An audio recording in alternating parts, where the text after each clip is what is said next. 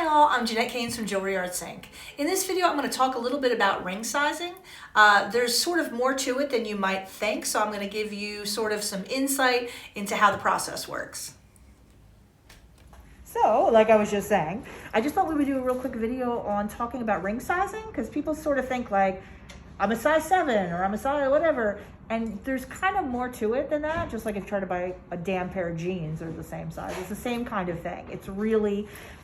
So if you are going to be wearing a thin band, right, you can actually wear a little bit of a smaller size. The wider the band on your finger, you'll notice you need a little bigger size. So we're getting ready to get the right size for a shank like this, which is, you know, twisted wire sterling.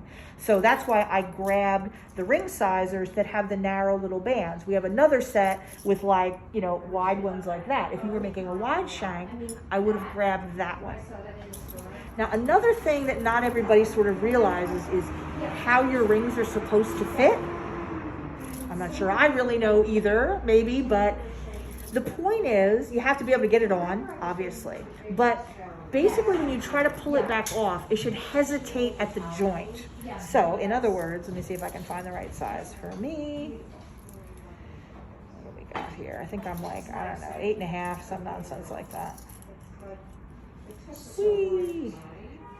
Okay, so like here's an 8, for example. Okay, it goes on. It's very cold today, so I think I'm shrunken up. Because that's the thing too, is that if it's hot, you know, your fingers swell. When it's cold, you tend to shrink up. So it's like, you have to realize that all those things go into getting the right size, which is why normally, actually, if I do like a commission for somebody, I always have them come in, try the ring on before I finish making the whole piece, because you would be surprised sometimes. Someone will tell you, oh, I'm a size this, and it might not actually be, you know, totally the right thing depending on the piece. So right now, because I'm shrunken up, although normally I'm an 8.5, this is pretty good, but it slides off awfully easy. It really should hesitate at your joint. So let me try if maybe 7.5. And granted, most of these ring sizers also come in just full and half sizes, 7, 7.5, 8.